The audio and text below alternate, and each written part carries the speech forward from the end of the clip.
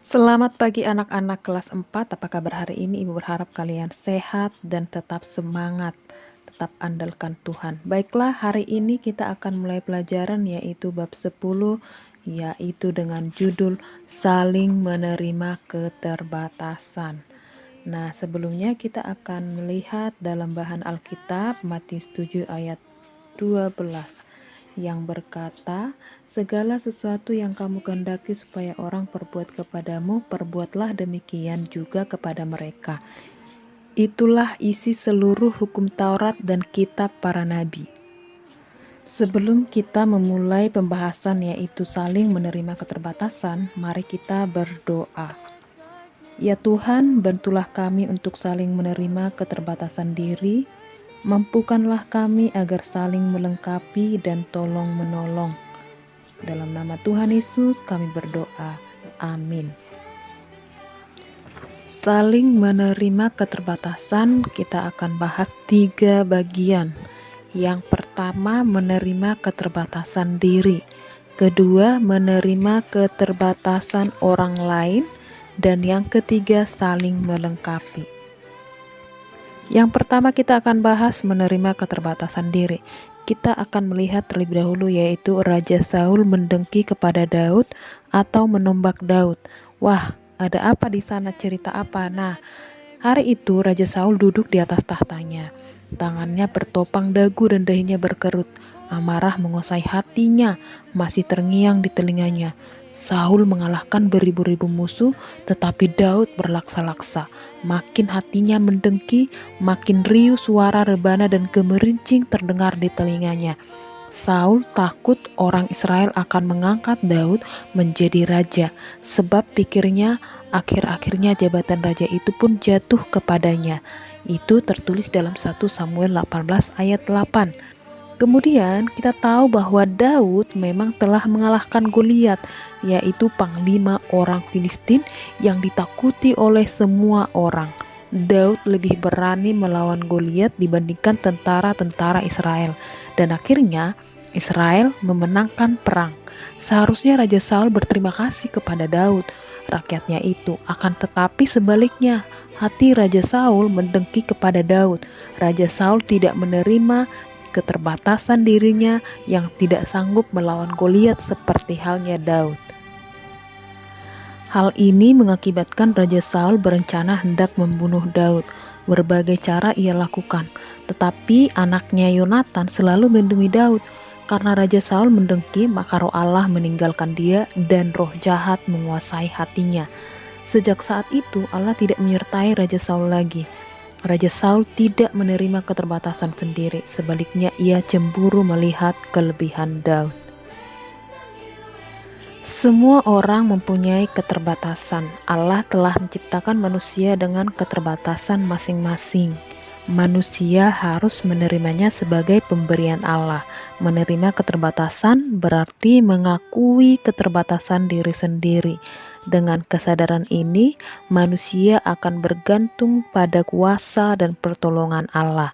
Kalau manusia mempunyai kelebihan, maka itu adalah kemurahan Allah, bukan untuk menjadi kesombongan, tetapi untuk disyukuri dan memuliakan Allah. Apakah kamu telah mengenal keterbatasan dirimu sendiri? Sudahkah kamu bersyukur atas keterbatasan itu? Nah, karena kita terbatas, maka kita harus bergantung kepada Allah yang Maha Kuasa. Kita membutuhkan pertolongannya untuk mengatasi semua keterbatasan. Menerima keterbatasan diri akan membawa seseorang pada kerendahan hati untuk bergantung pada pertolongan Tuhan dan sepenuhnya percaya pada pimpinannya. Salah satu contohnya adalah Nick Vujicic dan yang lainnya yang meneladankan sikap yang baik. Mereka menerima keterbatasan dirinya, lalu mengembangkan kemampuan lain agar dapat mengatasi semua keterbatasannya. Yang kedua, menerima keterbatasan orang lain. Nah, di sini kita akan melihat yaitu seorang raja yang mengampuni hambanya. Nah, pada saat itu seorang raja hendak mengadakan perhitungan dengan hamba-hambanya. Lalu dihadapkan kepadanya seorang hamba yang mempunyai banyak utang. Dikarenakan hambanya tidak dapat melunasi utang, maka raja memerintahkan supaya ia dijual bersama anak, istri, dan semua hartanya untuk melunasi utang itu. Akan tetapi, dengan gemetar hamba itu sujud menyembah mohon pengampunan raja. Kemudian dia berkata, "Sabarlah dahulu, segala hutangku akan kulunaskan." Mohonannya kepada raja. Lalu tergeraklah hati raja itu oleh belas kasihan akan hamba itu, sehingga ia membebaskan dan menghapus utangnya. Raja menerima keterbatasan hamba itu dan mengampuninya. Semua utangnya dihapus. Hamba itu tidak perlu berusaha melunasi utang-utangnya lagi. Ia telah mendapatkan kebaikan hati rajanya. Ia bersama anak dan istrinya terbebas dari hukuman. Mereka dapat hidup tenang sekarang. Tetapi hamba itu tidak tahu berterima kasih ketika ia bertemu dengan kawannya yang berutang kepadanya. Ia tidak berbelas kasihan. "Bayar utangmu." Ia menangkap dan mencekik kawannya itu. Kemudian, "Sabarlah dahulu, utangku itu akan kulunaskan," mohon kawannya itu dengan bersujud. Tetapi hamba yang telah diampuni raja itu menolak. Kawannya dimasukkan ke dalam penjara. Teman-temannya sedih dan melaporkan hal itu kepada raja. Raja marah melihat perbuatan hamba yang jahat itu. Ia menyerahkan hamba itu kepada Algojo sampai utangnya dilunaskan. Nah, di sini raja yang baik hati itu adalah contoh orang yang menerima keterbatasan orang lain. Ia bukan hanya menerima, tetapi mengampuni ketidakmampuan orang lain. Meskipun raja tersebut telah dirugikan oleh hambanya, ia tetap berbelas kasihan, menerima keterbatasan hambanya. Namun hamba yang jahat itu tidak berterima kasih atas belas kasihan yang diberikan raja. Ia adalah contoh orang yang tidak menyadari keterbatasannya. Ia tidak menerima keterbatasan dirinya sendiri, sehingga ia juga tidak menerima keterbatasan orang lain, yang dibuktikan dengan perbuatannya menangkap dan mencekik kawannya. Orang yang telah menyadari keterbatasannya sendiri akan menerima keadaan dirinya. Yang dilakukannya adalah bersyukur kepada Tuhan dan berterima kasih atas kebaikan orang lain. Sikapnya yang benar kepada sama adalah menerima keterbatasan orang lain dan menunjukkan kebaikan hatinya. Tuhan Yesus berkata, "Segala sesuatu yang kamu kehendaki supaya orang perbuat kepadamu, perbuatlah demikian juga kepada mereka." Itulah isi seluruh hukum Taurat dan kitab para nabi.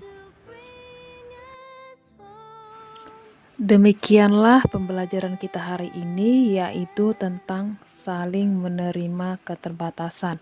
Sampai jumpa berikutnya. Untuk kalian tetap jaga kesehatan dan semangat dan tetap berdoa. Sampai jumpa. Tuhan Yesus memberkati.